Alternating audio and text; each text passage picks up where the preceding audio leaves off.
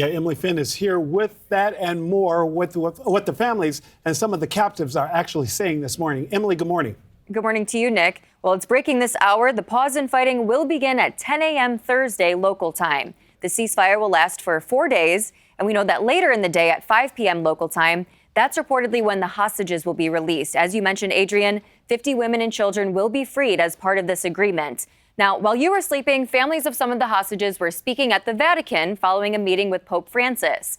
Many of them expressed gratitude to the Pope for letting them share their stories, but some did feel like it was a waste of time. It was pretty much disappointing that the meeting should have been long enough for all people to speak.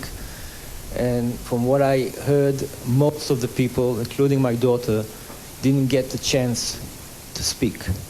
We came all the way from Israel here to meet him. My daughter came all the way from Israel to meet him. And it's kind of, end the war, and I don't really have time for you.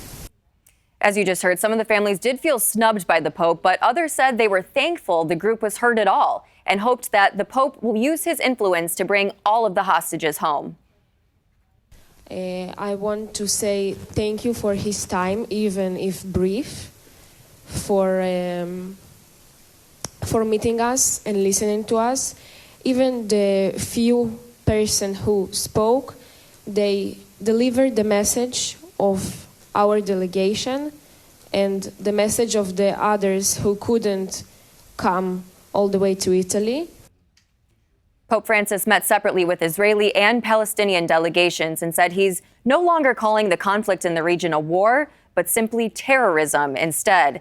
According to Israeli Prime Minister Netanyahu, for every additional 10 hostages that are released, they will add another day to the pause in fighting. So a bit of hope here, Adrian. We need a lot of hope. Thank you very much, especially this holiday week.